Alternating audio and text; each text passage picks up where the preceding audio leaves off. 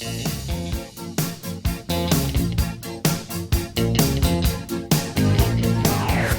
thing that's been on my mind, but with increasing power, is the need to think of the future as being aesthetic. It's got to have elements that are attractive. Even if it's built, picking up from collapse, it's a little bit like putting Legos together. It should be kind of fun and a creative activity. And the problem with our society is we've separated through technology and to some extent science, the kind of hard material world from the world of sensory feelings. And I can't imagine that we can deal with the future without reassessing the split between the humanities and science. And it's our job, people like us, to make a future, to make the aesthetics accessible. The very word is not very helpful. The word spirit is not very helpful. We just, our vocabulary is weak, and we've got to do better with it. And it's a kind of poetic task. And it's just an amazing task that we're going to have to go through. Oh, that's beautiful. Thank you for bearing that heart of yours. Yeah. That reminds me, I recently listened to a panel, and Kim Stanley Robinson is one of the people who just wrote the book, The Ministry for the Future, and Bina Mankara, I can't pronounce her last name. It's a long Indian last name, but she wrote a book called The Optimist Telescope. And so the Ministry of the Future, Stan, as he's known, said, you know, it occurs to me that all good detective stories start with somebody recognizing that something's wrong, and then they go on this quest to find out what was wrong and how can we right it. And it seems to me that climate change is one of those things where more and more people are waking up and recognizing that something's wrong, and we need to collectively work to set it to rights. And Bina said this wonderful phrase. She said, you know, we need to engage our empathic imagination, that there's so much doom and gloom. We can't give into the doom and gloom. And we need to not just recognize that there's other people out there, but actually have empathy for them. And one of the best ways to do that is through personal stories and the sharing of personal stories, which is why it's so potent to hear people relay their stories. And I'm thinking, you know, right now I'm facilitating these dialogues, inclusion dialogues for a large global financial services company.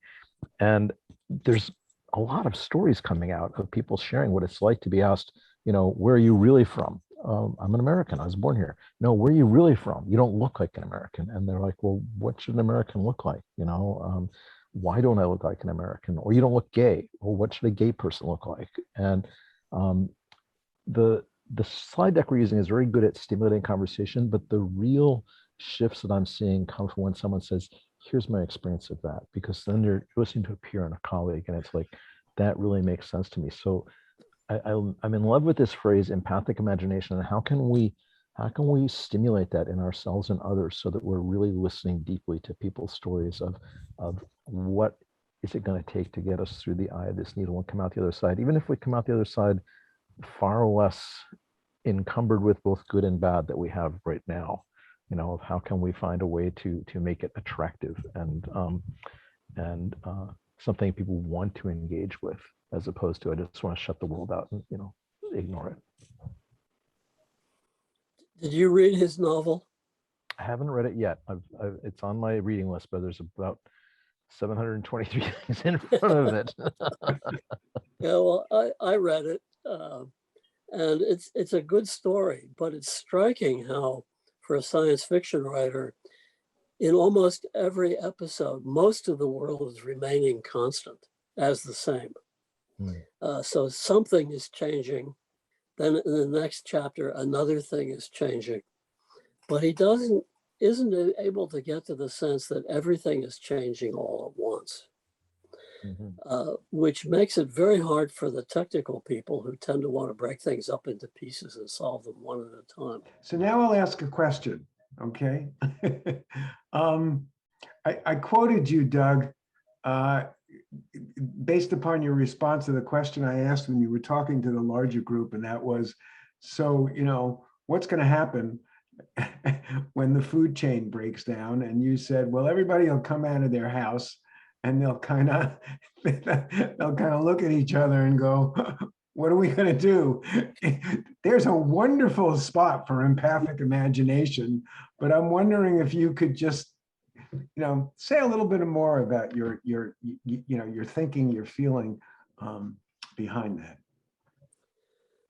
Well, Gad, I mean, the way things actually, if you can see it happen in my community when the lights go out, which is about once every couple of months. And what people do is the first thing they come out in the street to see if everybody else's lights are out. And there they are, and they start talking. Which one of us should call whoever it is, PG&E, and find out what they say? And so there's this primitive process of problem solving right there that I think is quite precious. And I think that if the word went out that the Safeway has no food today because as it was coming into town, the truck got hijacked. And so the store is going to be closed. What? You go out in the street and you start meeting your neighbors and say, what are we going to do? Who's going to drive? Well, I forgot to get gas in my, and it goes on. So that was the idea. Now it leads to another thought, which I don't remember if I brought it up last time and whether you guys know, but Harrison Owen's open space, probably all of you have done that. And I think that open space is actually a wonderful way to run a community. And it goes like this. In the morning, those who want to gather together in some central place. It could be an auditorium in a hotel, or it could be in a park. And you go around, well, let's get some people to say, what's the state of affairs today? And say, okay, guys, you see the problem. What are the solutions? What do you want to do? What's your idea? Come write it on the paper and paste it on the wall, and we'll do signups. Well, what's remarkable, if something is important and nobody volunteers to do it, guess what? It drops out. But human beings being the way they are, if it's really important, somebody will get pleasure out of volunteering to go take the garbage out or wash the toilets or whatever.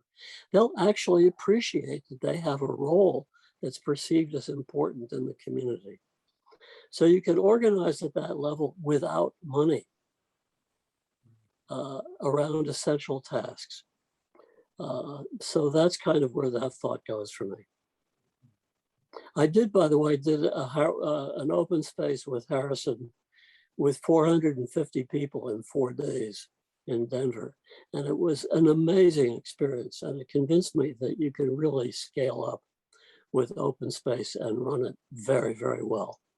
And one of the things you've probably all noticed in open spaces is that with every episode, new leadership emerges that you would never have thought of. People say, I want to do this. I say, wow, Betty is going to do something? She's never done anything in her life. And there she is. So it's wonderful. So I hope that answers the question, sort of.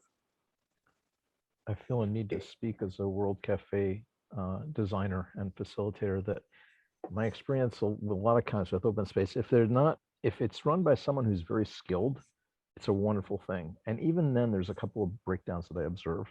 But a lot of times people say, oh, we're going to do an unconference, which means they don't really know open space, so they're going to just use it that way. And it doesn't work out so well. So what I've discovered in my work, and I did a 4-day conference in Taiwan with about 200 people, and we did World Cafe first, and people got used to being at tables of 4 or 5 people. And then after 2 days, we said, all right, now what we want to do is we're going to run what we call a passion cafe, which is a combination of open space and World Cafe. So we have people come up one at a time and say, the conversation I want to convene is, and they would say, I want to talk about kids in school, educating our kids, or I want to talk about local food production, or I want to talk about regenerative agriculture, whatever it is. And if you're drawn to that, they would go over and sit at your table. And the beauty of this is that because people have been in cafe for 2 days, if 20 or 30 or 50 people show up, they know right away to break into small groups. I've been in lots of open spaces where there's a topic that's really popular and you get 30 or 50 people, and then it's a ping pong match where 2 or 3 people are talking and everybody's watching back and forth. It's very hard to get a word in edgewise. And by automatically going into that smaller style of let's get in clusters of 4 or 5 people and rotate around and then periodically come back into a larger circle to say, here's what we're discovering, I think it adds a layer of intimacy and depth that's missing from a standard open space conference. Yeah, I was actually going to throw, I don't have that experience, Ken, but I was going to throw similar insights into that, which is the scale at which something like that works, I think is at the smaller scale. It's in the 10 less people, but then having those groups accumulate to cover 400 or 1,000 people, I think is essential, because otherwise the 1,000 people in a room doesn't work. Yeah, I was going to take the conversation in a slightly different place. After Doug, you shared, I thought about some work that was done by, and an essay written by retired Supreme Court Justice Souter, who talked about the New England Town Hall meeting as a wonderful construct for organizing groups of people, how it worked. And he was trying to bring that back in some sense because of his perception or the reality that we've got to break down in civic engagement, which certainly is going to be required as there's some level of collective collapse. Yeah, part of the problem now is that people don't feel inclined to want to be in group discussions. They're not good at it, and they tend to avoid it. And yet we know that all the people who wrote about democracy say it requires 2 things: relatively equal income and lots of conversation. Mm-hmm. And voting became the replacement for conversation. And how you get back when the character of the people is so formed as it is now, just really hard to say. I once did a project in a factory in rural Kentucky, and we had the management team talking about how to redesign the building to meet more humane requirements. And there was a woman sitting there with her arms wrapped up like this, sitting back in her chair, obviously angry, didn't want to be there. And somebody suggested, what we need to do is tear down that wall and do such and such. And she starts leaning forward and says, "You can't do that." Everybody looks at her. "Mabel, what do you mean we can't do that?" "You can't do that." "Well, Mabel, why can't we do that?" She said, "Because it's filled with electrical wires running through that wall." And nobody else knew that. And at the end of the meeting, she says, "Of course you should invite people like me to these meetings. Otherwise, you'll never get the right stuff done." Well, later I interviewed her and some others. All of them were people who had seen that they had failed in school. It was part of their identity. And I thought, boy, so much work to do to bring these people back in to be themselves. I was going to say that goes to another piece that's critical, is the other side of conversation is listening and developing the capacity to listen to people with whom we have disagreements, with whom we have ideological disagreements, with whom we just don't like the way they talk or whatever, they rub us the wrong way, creating the space to really be in conversation by listening deeply for what are they saying that I can actually connect with. They're saying a lot of stuff that's not making sense to me, but you can find one nugget like, okay, yeah, that I agree on. And then, if that's the ember, you start put a little tinder on there and amplify that and blow on that and get a little fire going where you can start to connect with people like that. And I think that's actually one of the biggest things that we've lost in my lifetime in the last, 50 years or so of as media has become more and more the replacement for our town squares.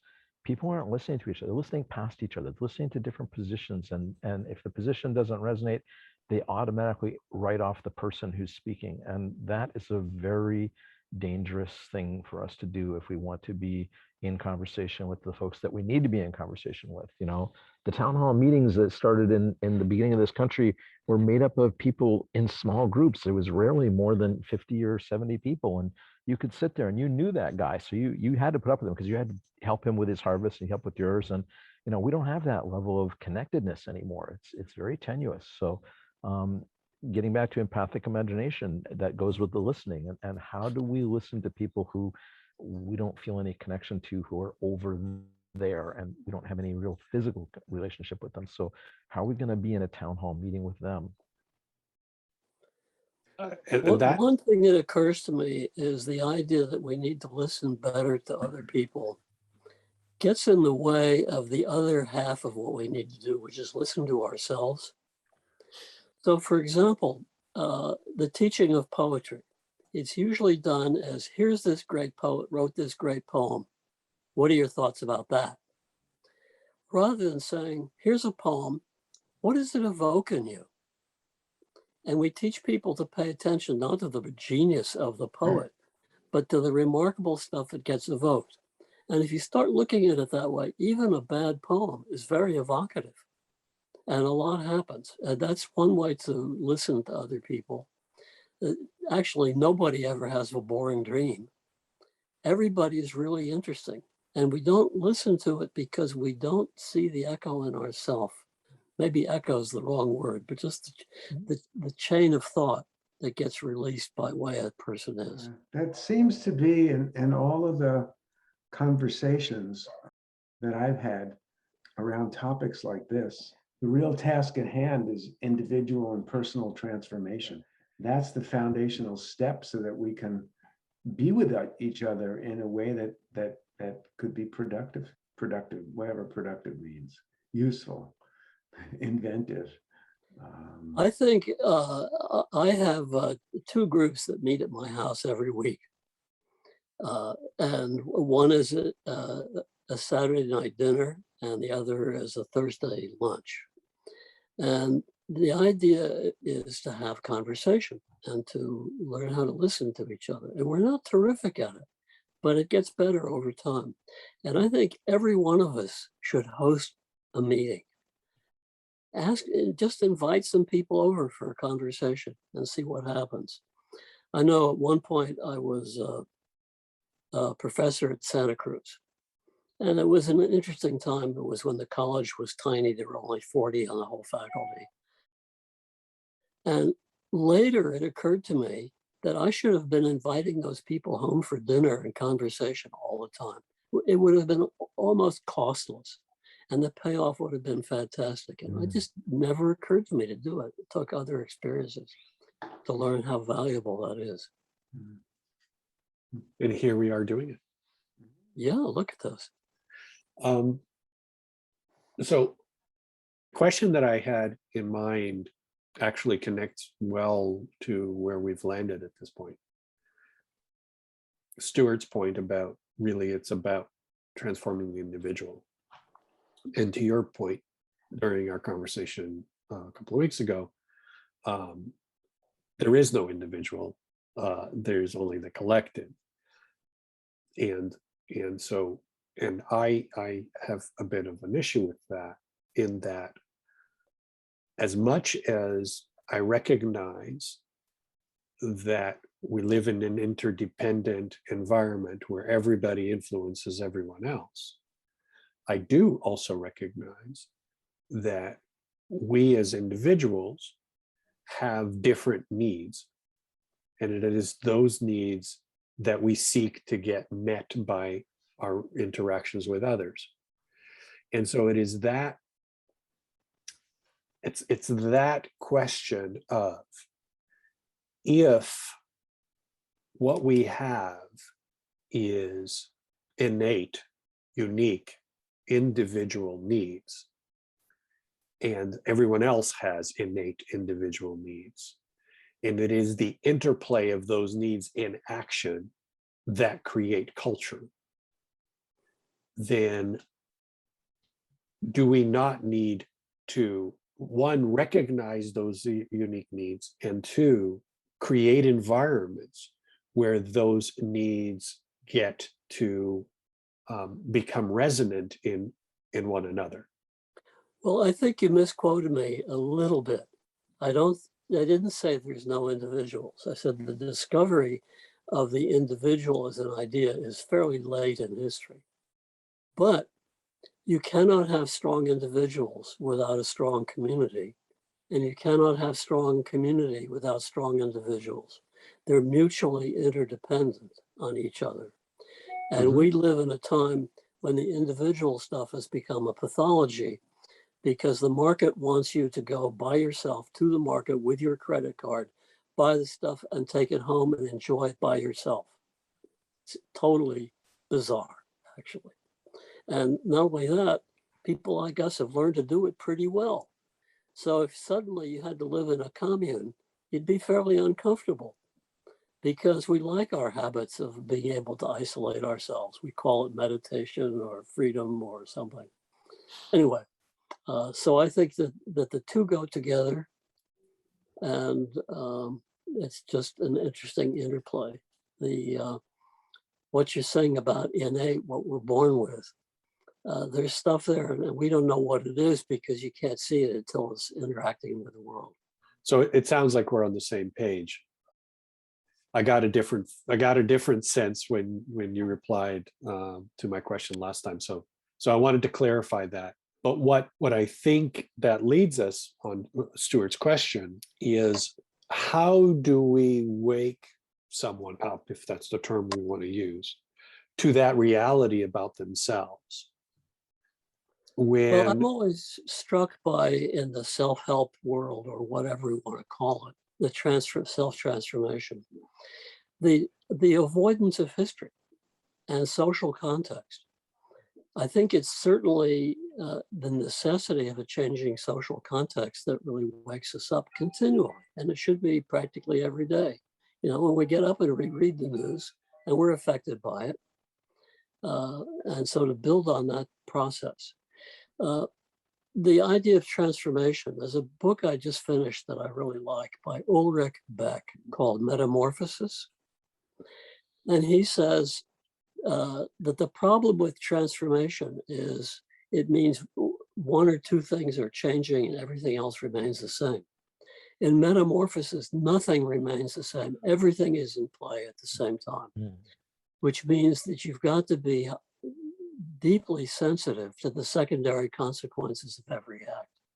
Whereas what we've been taught is, if you can isolate the problem, you don't have to pay attention to the secondary consequences. What's his background, Doug? What discipline was he raised in? He's still alive. He's a sociologist in Germany. Okay. Very well known in Europe, but not well known in the US at all. It was the editor that put me onto this book, and I find it very helpful. Yeah, I mean, it just, as soon as you used the word and described, the context, I just went, yep, yep, Yeah. That's what we need, because we're in metamorphosis, not transformation. Right, and just before you said that, based upon some of the remarks flying around here, I said to myself, oh, we're just going to have to completely erase our conditioning and what's in our gray matter, because otherwise people's recollections of the way it was is just going to get in the way of the way it needs to be. But we don't know how to do the erasing. And my great fear is, let's say we get some kind of collapse or breakdown, that people will step forward trying to recreate what we had. So they'll try and redo private property. They'll try and redo some kind of currency. They'll decide this belongs to you and this belongs to me. And that's going to be one of the greatest handicaps. That's why I think the aesthetic side is so important, because it pulls people by attraction into a different way of living. I'm sure you all know about the arts and crafts movement. The idea of the Craftsman magazine had the headline said, "A democratic architecture for a democratic America." I love it. But how we could build everything to enhance the community and the private life around families. It leads me to another thought, and that is what we want to do with the future is build a better future that resonates with what's spiritually inside of people. It's there. And they have dreams and they have hopes and loves and all sorts of things. We need to help make that into a more conscious process. You know, Doug, you remind me of Moses wandered in the desert for 40 years. Does anybody know why? And I'm not asking because he didn't ask directions. I mean, it's a serious question. There's a 40 years is 2 generations, and it's because if they had simply left Egypt and gone to the promised land, they would have replicated exactly what they knew. They needed 2 generations to be separated from slavery in order to enter the promised land with fresh minds and fresh eyes, so they could create exactly what you're talking about. Because we will be having this hangover of the people who are going to try, okay, we've had collapse, we're going to have to try and build back better, to use a term that's popular right now, right? So how do we do this, you know? And I've raised this on an OGM call that, you know, when I look at the mode of consciousness that most of the people who are, quote, in charge, whether it's in industry or government, it's very grounded in Enlightenment thinking, European history, and, you know, a way of viewing the world that is really not working at all.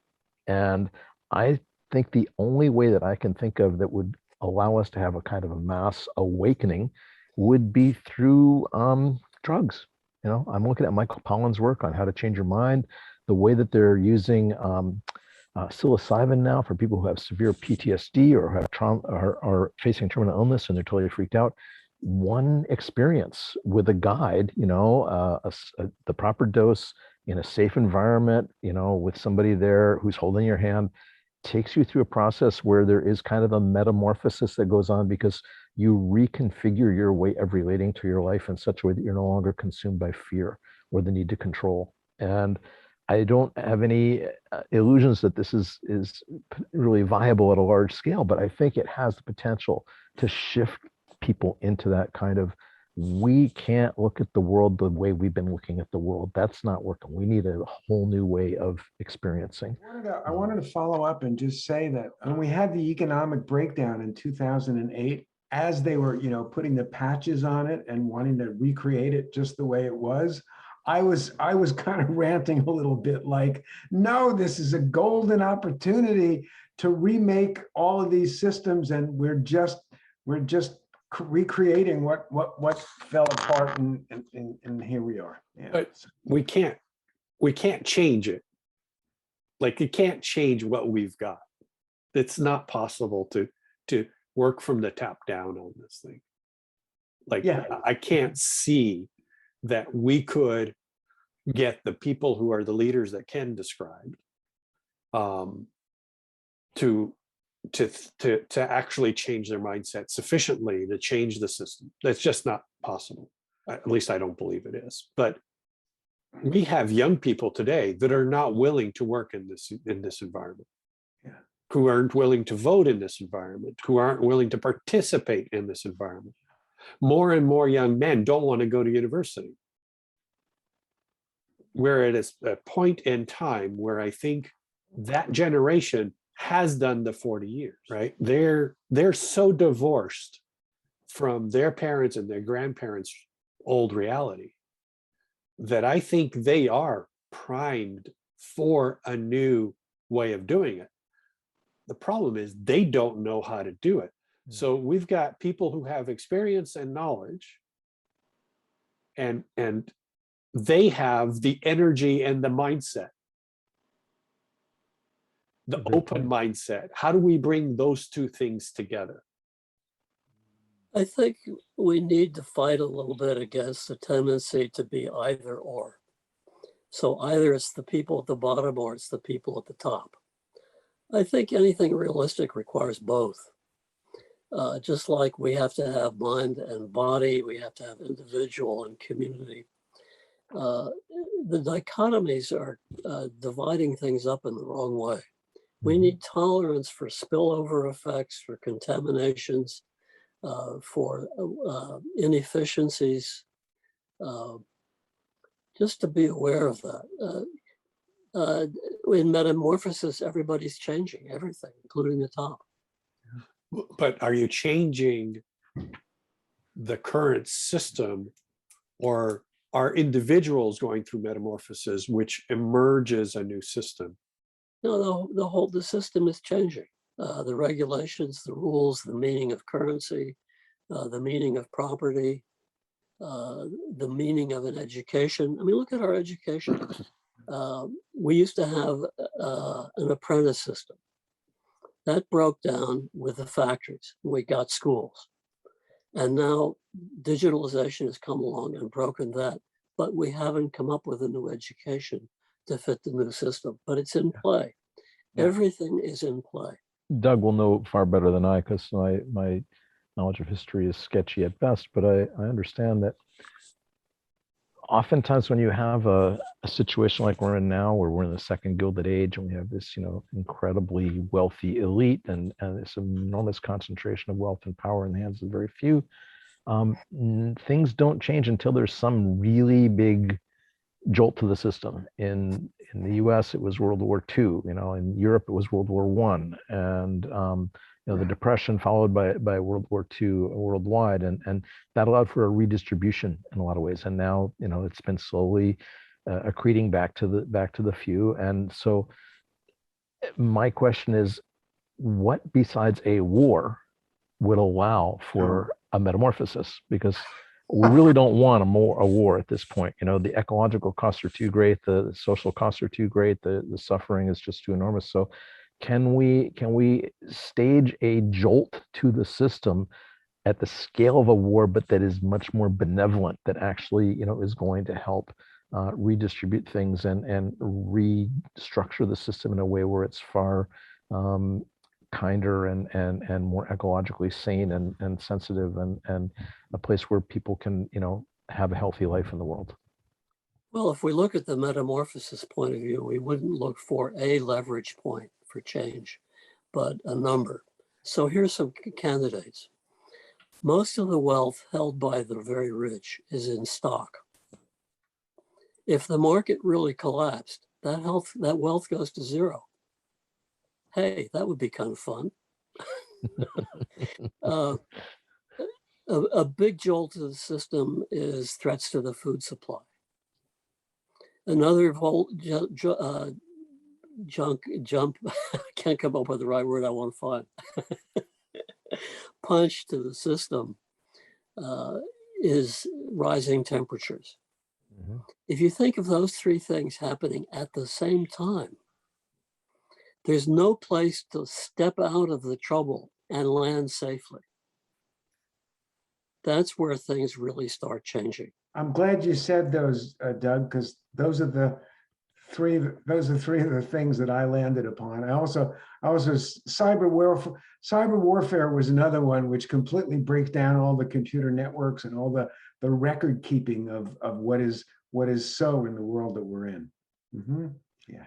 I think one of the things we need to do is not get into romantic localism too much, and see that the technical people are going to try and maintain the technical system under any kind of collapse. So we need to give them a task. And I think the task is to be a learning environment where communities can learn from their best practices. But the focus is local, but the learning is across the network.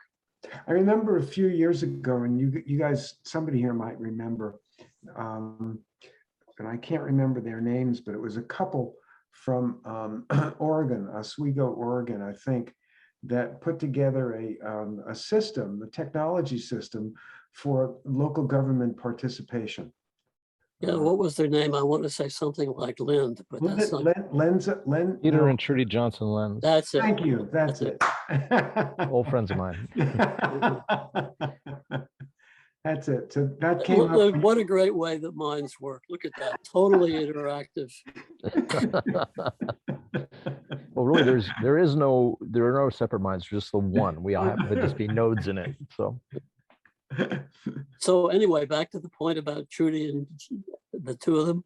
Yeah, I mean, when you were talking about, technology, focusing on local stuff, there it is. They had done this, 30 years ago or whenever it was. So that brings to mind a name you may be familiar with, Murray Bookchin, who I Yeah. encountered 30 years ago when I was at Deep Ecology Summer School, and I saw his book, Putting Power in Its Place.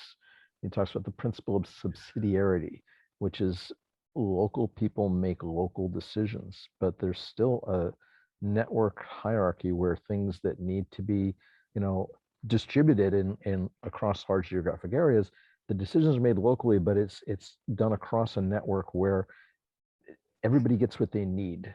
So the concentration is, the power is distributed, and the effects of it are also distributed at the same time concentrated, if that makes any sense.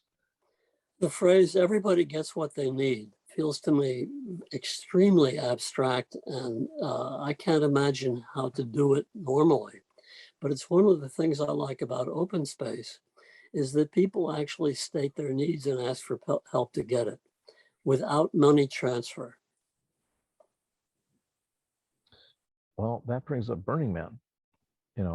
Every year, Burning Man creates a city of 80,000 people with no money. And for a week, people are in the gift economy and expressing all kinds of things. There's actually an organization called Burners Without Borders that goes into disaster areas and shows people how to set up shelters and how to be together in ways that are healthy and supportive. So I think there's a lot of stuff to be learned from, a lot of people look at Burning Man as very fringe, but it's more like Frontier, where there's really interesting experiments in democracy are taking place there. Isn't Burning Man actually a very expensive proposition for the participants? I believe it is. It's a few $100s, and it's done by lottery now. And but well, then you have to figure out how to get there, how to protect yourself once you're there. I understand it's a lot more than a few $100s. well, Yeah, It's become something for, you got to have money to get there. this is why I've never gone. Right. Posit all of a sudden that all of the systems do break down. And Doug, you had mentioned earlier that, we tend to be comfortable and look to go back to our own individual way of doing things. But imagine all of a sudden the systems break down and you can't go back to the old way of doing things. You just can't, because it's no longer there. I think you're pointing to what's known as radical discontinuities, like a big chunk of the power grid goes down and it ain't coming back, or we have a massive drought that stretches from Mexico up to Canada along the West Coast and moves inland, and all of a sudden land that's been viable and arable is no longer, so you're forced, as Doug has written, people have to move. You have to abandon your cities and go elsewhere. And what does that entail? And what does that produce? there's a very interesting book called The Knowledge, which is about what you need to know to carry civilization forward if there's a real breakdown. And the book is actually quite scary. I mean, think, for example, if your knife wears out, what do you do in a breakdown? Since we've given up learning how to make steel. When your blue jeans wear out, what do you do? We still have the idea that we can get breakdown and all this stuff and still go to the market to buy stuff, but it ain't going to be there. And it's good. It's very interesting to read and challenging. So what are we doing? Do we have a plan? Are you guys feeling connected to 2045 or something else? I mean, my view is that we need a guide and not a plan, because plans are fragile. But we need a sense of a goal, a sense of a vision, a sense of a world we're trying to move towards. And it takes a lot of stuff. It takes arts, it takes education, it takes compassion, it takes empathy. But let's go. Well, let me mention two that are on my mind. One is, back in high school even, I came across Arnold Toynbee. and thought, oh, the history of civilizations, what fun, picked it up, and he named all places I'd never heard of. So I stopped reading it. Well, 2 days ago, I picked it up and started reading. It's really fabulous. What he talks about, why civilizations decline and what they tried to do to repair themselves, is crystal clear. He's got a very logical mind on a very big stage set, and I really recommend it. It's amazing. I haven't heard anybody mention Toynbee in a couple of years. Another one that, how many of you have run into Daniel Schmachtenberger? Yeah. Thanks Okay. to you. I think he's really pretty amazing in his capacity to be logical about deeply emotional things.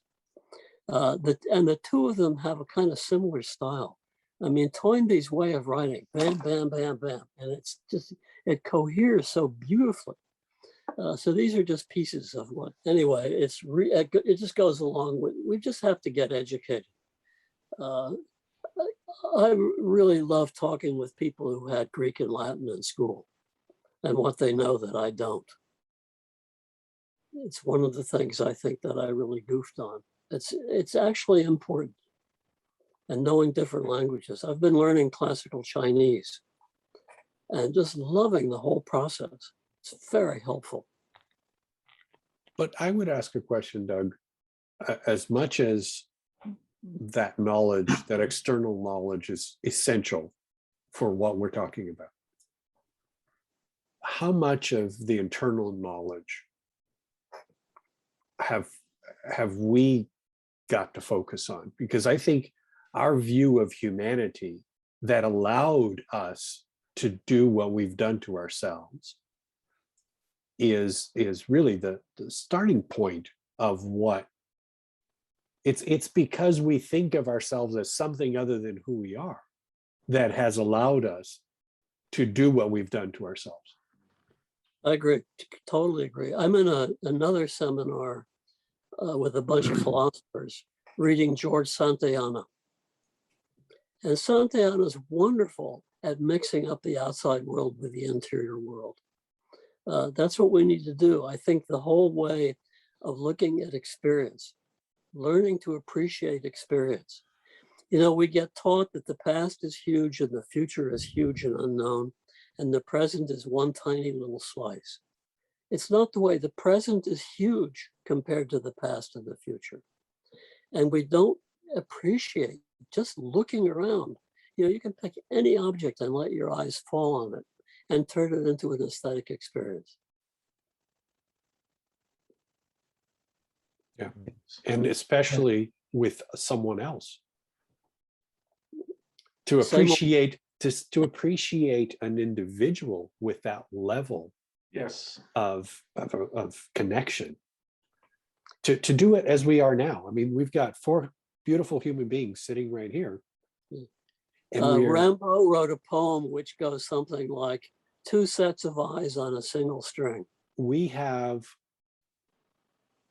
amongst ourselves individually the capability to recognize in each other the very thing we want to see in the world.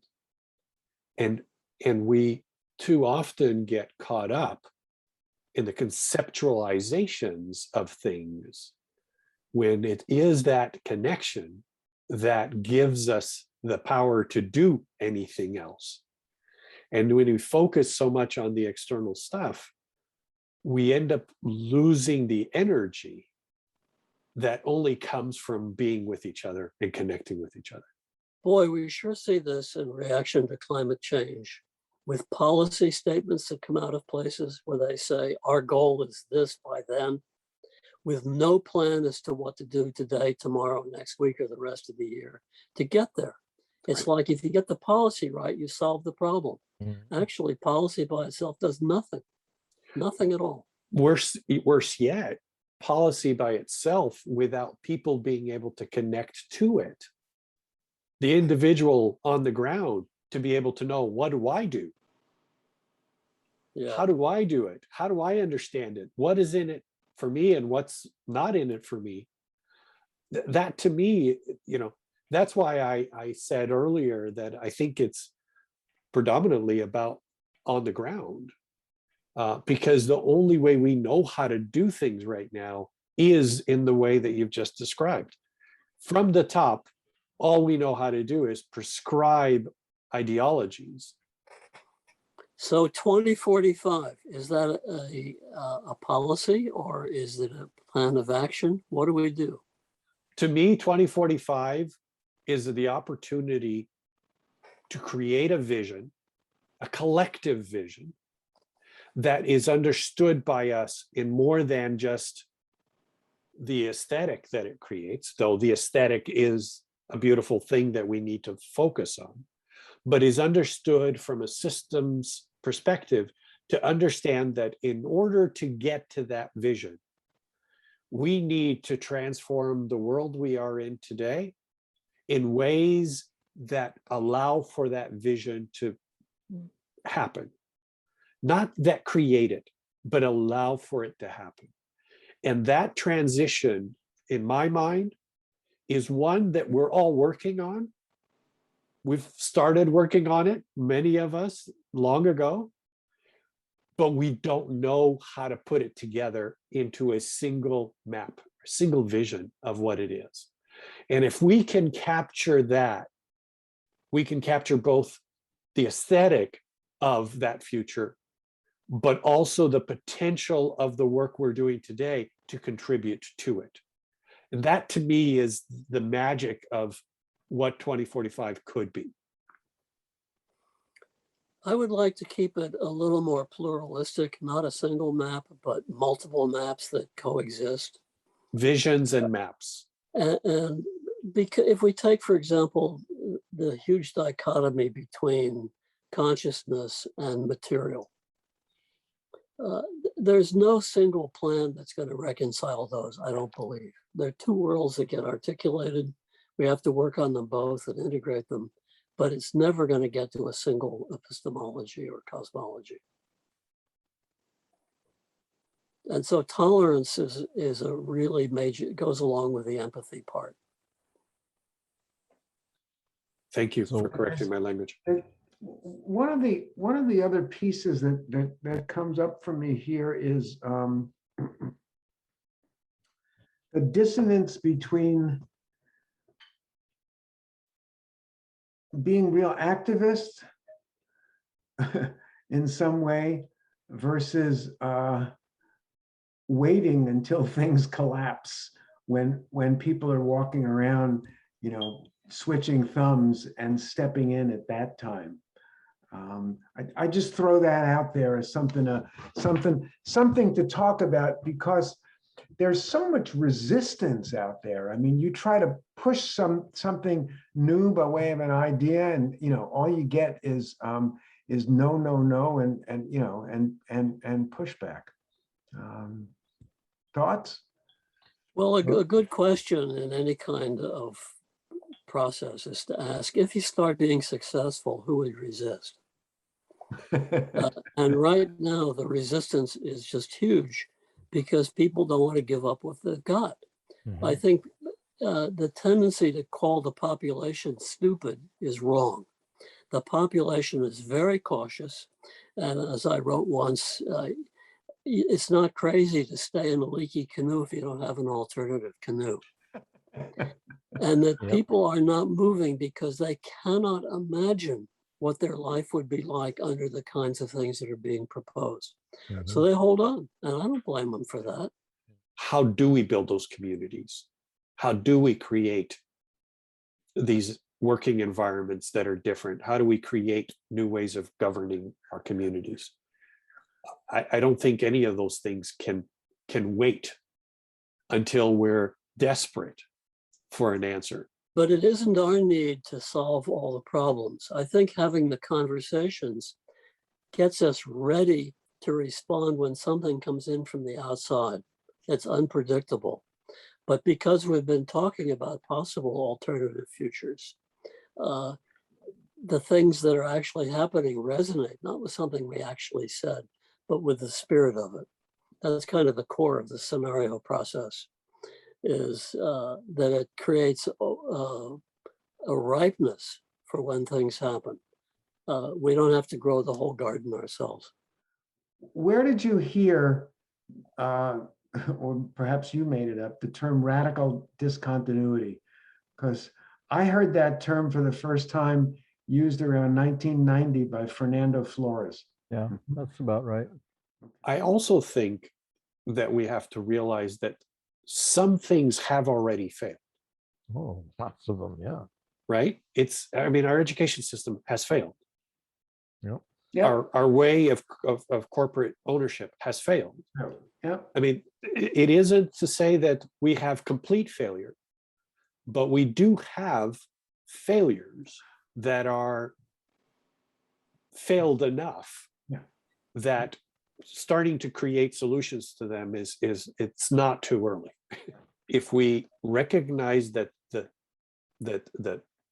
understanding of ourselves is the fundamental problem, because if we create another system on the basis of understanding ourselves as who we think we are today, we're only going to create the next set of problems, and we won't fix anything. Doug?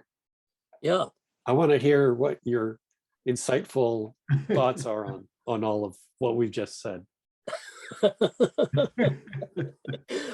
Well, I've found myself perversely thinking along the following line. What's the chance that, given our nature as a species, randy sexuality and inventiveness, and the nature of the world, that there was no chance that humanity was going to do anything other than build a locomotive that's going to be heading towards a brick wall? That it's in the nature of ourselves as a species that we're going to organize in hierarchies. We're going to be inventive. We're going to use those inventions to get more and defend what we've got. And it's just the way it's going to go. Now, is there any advantage to thinking that way, even for a moment? I think there is, but I don't quite know what it is. But anyway, when you caught me out, that's what I was thinking. I don't know if I quoted it last time, but there's a wonderful quote from Richard Feynman that I really love, where he says, mankind is just at the beginning.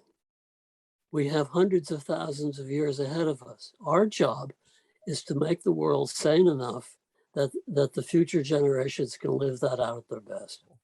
I want to tie back the two things you just split. I think that our intelligent future arises because we face the problems. I like Bruno Latour. I don't know how many of you have read him. And he has the idea of what he calls the critical zone. There's that 1 or 2 kilometer thick skin on the earth within which we live, and all known life in the universe is in that skin, which he calls the critical zone. Mm-hmm. It's thinner in proportion than the skin is on an apple. And that's what we need to care for. So I think that our ability to be smarter is to really face our problems, but not in despair, but with interest and curiosity. Maybe we fail. We knew we were going to die anyway. Not a big deal.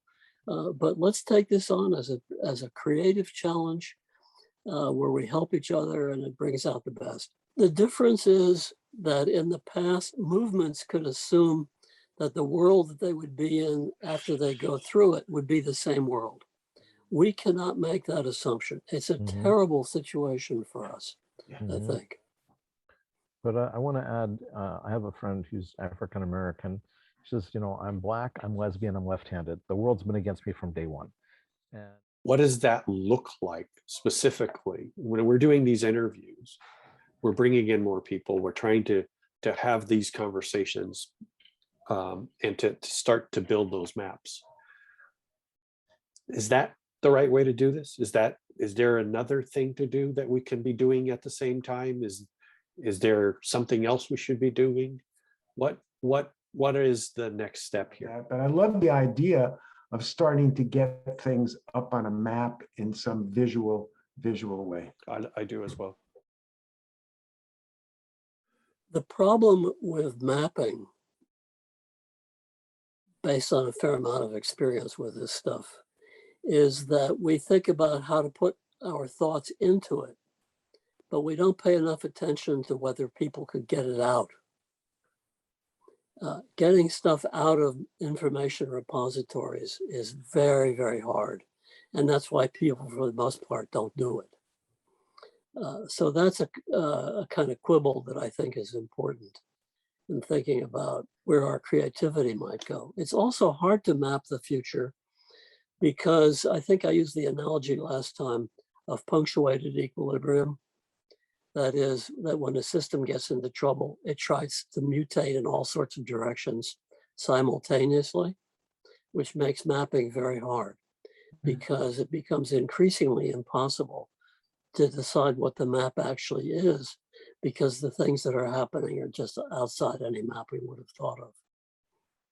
So I take those as constraints which push us to be creative in further directions that we haven't thought of yet. Yeah, well, and those insights I think are both valuable and really describe the failure of most attempts at mapping. Yes. Right. And for me, the idea of mapping is really to create more clarity for the people that are doing the work as to where they're going and who else they need with them. I used to, as a consultant, get groups to create a 30-foot long timeline